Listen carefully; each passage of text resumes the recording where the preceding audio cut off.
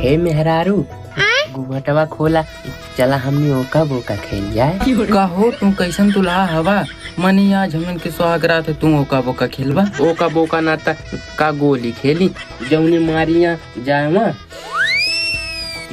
सिर्फ वो दुल्हा पागल होकर का मनी आज चिपक के सो जाई, ये गोली खेलत कहा था। हे मेहरारू तू कुछ कहलू है का? नहीं हो कुछ ना।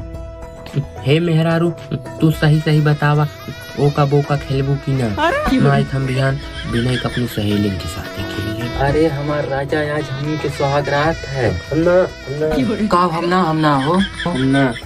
अब हम अपने बाऊ कह दे, हे बाऊ हाथ हटावा, तोहार नियत ठीक ना लागत बा। हम ना